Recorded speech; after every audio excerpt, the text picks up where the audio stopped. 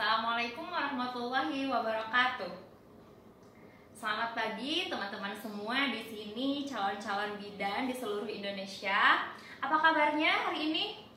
Mudah-mudahan semuanya dalam keadaan sehat walafiat ya, meskipun sekarang sedang ada di masa pandemi COVID-19 ini, tetapi kita tetap harus semangat menghadapi uji kompetensi yang akan kita hadapi di bulan nanti ya. Nah, kita pada kesempatan kali ini, saya Karisma Nurul Fazrianti Rusman, tutor, salah satu tutor dari Avicenna, akan mencoba memaparkan penjelasan mengenai salah satu materi yang sering keluar di soal-soal uji kompetensi kebidanan. Nah, di sini salah satunya itu adalah tentang kesehatan reproduksi, tentang khususnya adalah gangguan menstruasi. Nah, kita lihat outline-nya. Di sini ada definisi menstruasi. Jadi nanti kita akan menjelaskan, memaparkan mengenai apa itu menstruasi, lalu ada siklus menstruasi, lalu ada poinnya, ada gangguan menstruasi, dan nanti ada contoh-contoh latihan soal uji kompetensinya seperti apa. Nah, di sini seperti teman-teman sudah ketahui ya, sudah belajar gitu di kelas. Nah, kita coba ulang kembali, yaitu apa itu menstruasi. Nah, menstruasi itu adalah pelepasan dinding rahim atau endometrium yang disertai dengan perdarahan dan terjadi secara berulang setiap bulan kecuali pada saat kehamilan. Jadi di sini poinnya, jadi ada kata kunci di sini. Kata kuncinya adalah adanya terjadi setiap bulan. Terjadi setiap bulan. Dan juga ini menstruasi ini dipengaruhi oleh hormon-hormon yang seperti teman-teman ketahui. Ada apa saja hormonnya? Hormon estrogen, hormon progesteron, lalu ada hormon luteinizing hormon atau kita lebih mengenalnya LH, lalu ada hormon FSH. Ya, teman-teman masih ingat? Mudah-mudahan masih ingat ya. Nah, terus menstruasi juga di sini merupakan salah satu pertanda dari masa reproduktif dari seorang perempuan gitu.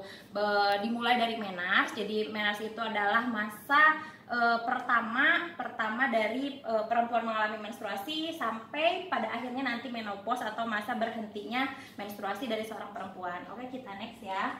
Nah, di sini ada siklus menstruasi. Jadi siklus menstruasi itu apa? Nah, siklus menstruasi itu adalah panjang atau jarak dari hari pertama perempuan mengalami menstruasi sampai dengan hari pertama menstruasi di bulan berikutnya. Kita ambil contoh ya, teman-teman di sini. Misal hari pertama menstruasinya hari ini. Misal sekarang tanggal 8 Juli. Nah, teman-teman menstruasi ini hari pertama. Lalu nanti teman-teman menstruasi lagi di tanggal 4 Agustus gitu ya, di bulan berikutnya. Nah, itu kita bisa hitung lewat kalender untuk memudahkan menghitung dari jarak menstruasi kita, siklus menstruasinya. Nah, biasanya di sini siklus menstruasi perempuan itu berkisar antara 21 sampai 40 hari. Itu rata-ratanya ya.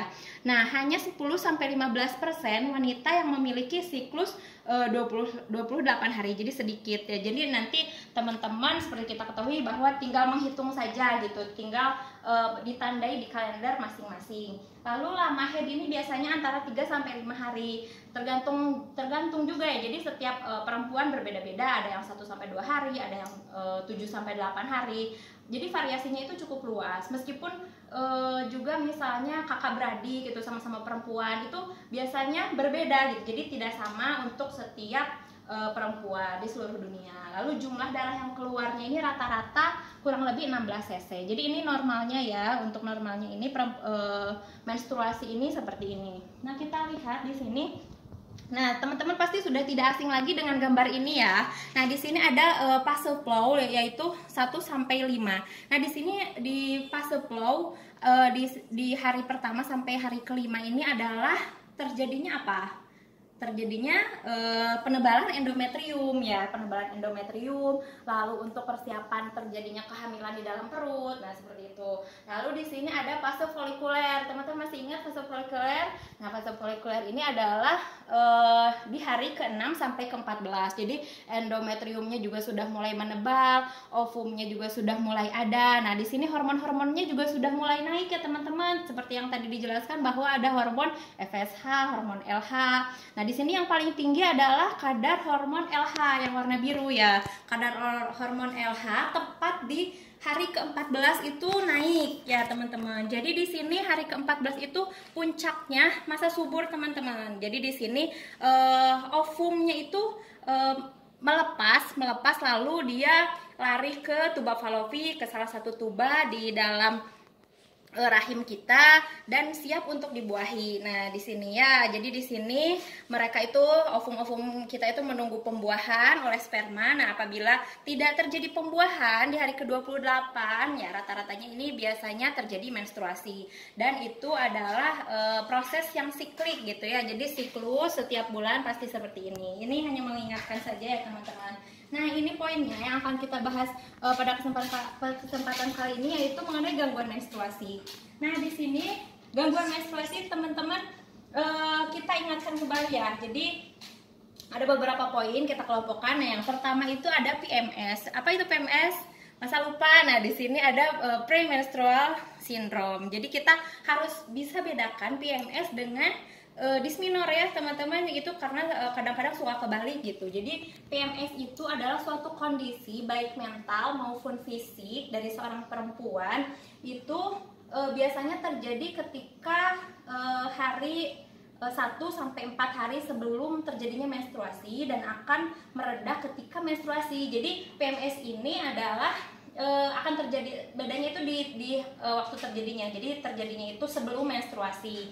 Nah, apa saja ini penyebabnya? Jadi biasanya penyebabnya itu karena defisiensi dari hormon-hormon yang tadi gitu ya, karena ketidakseimbangan hormon dan sebagainya. Lalu apa saja gejalanya? Nah, untuk gejalanya sendiri untuk PMS kan beda-beda ya setiap perempuan gitu. Jadi gejalanya itu biasanya ada ini perasaan malas, bergerak, lalu badannya lemes, kenaikan BB, lalu sukar berkonsentrasi, kelelahan, dan biasanya ini juga ada yang misalnya sakit sakit di payudara, lalu ada sakit-sakit badan dan sebagainya. Jadi beda-beda ya untuk setiap perempuan. Dan untuk penanganannya sendiri kita bisa menyarankan untuk para wanita yang mengalami PMS ini bisa dengan diet sehari-hari gitu, misalnya dengan konsumsi makanan sedikit tapi sering, dan juga diperhatikan juga pola makannya dan isinya seperti mengurangi gula, mengurangi garam, alkohol, apalagi merokok ya dan sebagainya, itu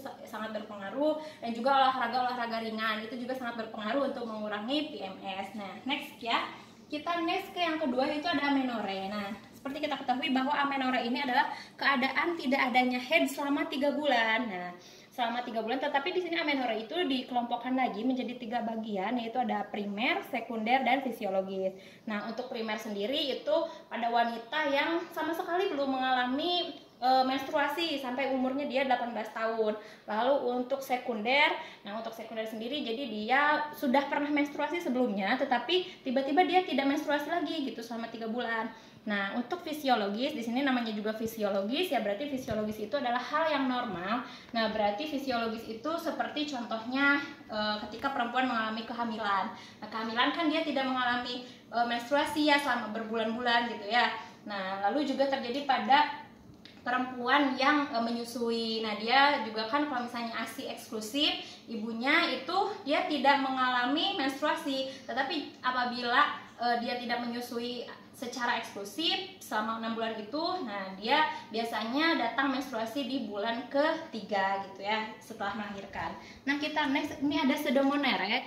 Apa itu pseudomonaire? Nah, kita review lagi ya, yaitu dia mengalami menstruasi tetapi si darahnya itu tidak keluar gitu. Nah, ini kenapa tidak keluar? Nah, biasanya ini adalah kelainan kongenital atau kelainan genetik bawaan dari lahir gitu. Nah, biasanya ini selaput darahnya tidak berlubang atau dan sebagainya gitu ya. Jadi ini karena kelainan kongenital. Dan tanda gejala yang biasanya dialami oleh perempuan itu biasanya adalah nyeri kurang lebih dari 5 hari tanpa pendarahan, lalu juga terlihat sel darahnya menonjol berwarna kebiru-biruan karena adanya darah yang berkumpul di belakangnya. Nah, sampai tahap ini coba ada pertanyaan dari teman-teman. Oh, mungkin belum ya. Kita selesaikan terlebih dahulu ya. Nah, kita lanjut lagi ya. Nah, di sini ada menstruasi prekok. Apa itu menstruasi prekok? Jadi, menstruasi prekok ini adalah menstruasi yang terjadi pada anak muda usianya sekitar 8 sampai 10 tahun. Kan biasanya menstruasi ini terjadi pada anak usia 11 sampai 12 tahun. Nah, ini kurang dari 10 tahun ya untuk menstruasi prekok. Nah, kita next untuk hipomenore. Nah, di sini biasanya yang rata-rata sering keluar ini mengenai hipomenore, yaitu perdarahan head lebih pendek. Jadi ini untuk jaraknya ini biasanya kurang dari 7 hari. Jadi headnya itu sebentar seperti itu. Jadi misalnya kurang dari 7 hari, lalu juga perdarahannya singkat dan darahnya juga sedikit. Kita next lagi. Lalu ada oligomenore. Nah, di sini untuk oligomenore ini siklusnya yang panjang lebih dari 35 hari. Jadi dia perempuan yang mengalami oligomenore ini adalah perempuan yang jarang mengalami head karena siklusnya itu panjang gitu, 35 hari. Lalu juga biasanya perdarahannya juga dia berkurang. Nah, kita inti-intinya aja dulu ya. Nah, yang ketujuh yaitu ada hipermenore. Nah, hipermenore ini adalah kebalikan dari hipomenore. Tadi kan hipomenore dia kurang dari 7 hari mensnya. Lalu untuk hipermenore dia headnya itu lama gitu, 7 sampai 8 hari atau bisa lebih gitu. Bahkan bisa lebih dari 10 hari atau sampai 15 hari. Nah, cirinya juga dia darahnya banyak dan sebagainya ya. Lalu juga di sini ada polimenore. Nah, untuk polimenore dia kebalikannya dari oligomenore yang tadi. Jadi jangan ketukar ya teman-teman, karena nanti di soal juga akan sangat mengecoh gitu. Jadi kita harus bisa membedakan dari kesemua ini gitu ya. Nah, untuk polimenore di sini adalah head yang sering terjadi karena siklus yang pendek. Jadi untuk ini berarti siklusnya pendek, berarti dia sering head. Bisa dalam satu bulan itu bisa 2 kali head gitu, mengalami head dan sebagainya ya. Lalu untuk yang ke-9 di sini ada metroragi. Nah, untuk metroragi ini beda lagi, yaitu perdarahan yang tidak teratur. Jadi ini tidak ada kaitannya dengan yang sebelumnya ya. Jadi sudah tidak teratur aja gitu perdarahannya, headnya gitu. Nah, untuk yang ke-10 ini yang terakhir yaitu disminor. Nah, untuk disminor sendiri teman-teman mungkin di sini ada yang mengalami ya disminor, yaitu nyeri pada perut bagian bawah sebelum dan sesudah head, dan juga ini bisa bersifat kolik atau terus-menerus. Nah, di sini dari keseluruhan materi yang coba saya paparkan barusan, nah teman-teman, apakah sudah clear materi yang barusan? Oh iya, mudah-mudahan sudah clear ya. Atau sebelum kita lanjut ke latihan soal uji kompetensi, ada pertanyaan terlebih dahulu. Coba boleh teman-teman mengajukan pertanyaan, nanti akan coba saya jawab. Atau mau langsung ke soal?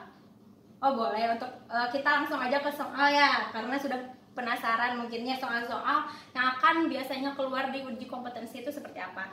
Nah, di sini ada akan mencoba ada 5 soal. Nah, yang pertama nih, coba teman-teman kita baca bareng-bareng ya. Yang pertama, seorang remaja perempuan umur 17 tahun datang ke BPM dengan keluhan headnya sudah lebih dari 10 hari. Hasil anamnesis, ganti pembalutnya dia 3 kali per hari. Tidak ada nyeri, dan hasil pemeriksaan TB-nya 150 cm, BB-nya 55 kg, tekanan darahnya 110/70, lalu nadinya 86 kali per menit. Lalu di sini nafasnya dia 20 kali per menit dan suhunya dia normal ya. Dan tidak ada benjolan di payudara. Abdomennya dia tidak teraba massa dan benjolan apapun gitu ya. Berarti dia dalam keadaan normal. Dan diagnosis apa yang paling mungkin pada kasus tersebut? Nah, coba di sini teman-teman ada yang bisa menjawab pertanyaan nomor 1? Oke, ya. Oh, jawabannya B. Oke, kita lihat ya di pembahasan, kita lihat ya jawabannya B. Coba kita lihat ya. Ya, betul. Jawabannya adalah B, yaitu hipermenore. Coba ada yang bisa menjelaskan kenapa jawabannya B?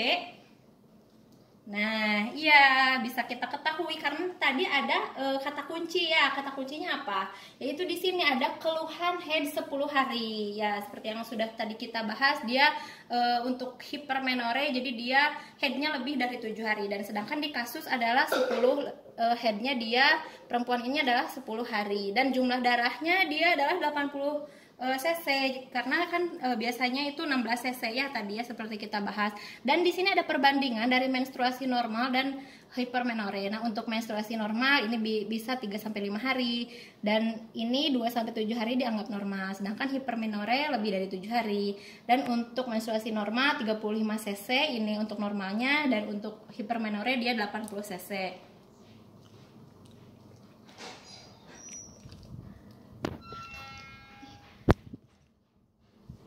Nah, selanjutnya untuk nomor 2, ini ada seorang remaja perempuan umur 17 tahun datang ke BPM dengan keluhan headnya lebih dari 15 hari. Hasil anamnesisnya dia sepertinya normal semua ya. Lanjut ke ini ya, tindakan apa yang paling tepat dilakukan pada kasus tersebut. Nah, teman-teman di sini bisa kita lihat bahwa nah, di sini ya bisa kita lihat. Nah, coba langsung kita ke pembahasan ya. Nah, jawabannya adalah D. Jadi melakukan konsultasi dengan dokter SPOG. Jadi kewenangan bidan adalah hanya sampai pada aspek promosi, prevensi, dan deteksi dini saja. Lalu yang ketiga yaitu ada, nah di sini kita bisa lihat ya sekilas coba. Nah, di sini masih ada lebih dari 10 hari. Lalu boleh langsung ke pertanyaan, rencana asuhan apakah yang paling tepat pada kasus tersebut? Karena dia si remajanya ini menolak bidan. Nah, di sini ada apa namanya kata kuncinya yaitu menolak bidan. Nah, coba kita lihat ya pembahasannya. Nah, pembahasannya jadi jawabannya adalah B, yaitu memberi pengertian tujuan dari pemeriksaan fisik. Jadi apabila ada pasien yang tidak menolak untuk diperiksa, kita jelaskan dulu seperti apa prosedur pemeriksaan. Jadi inform consent terlebih dahulu.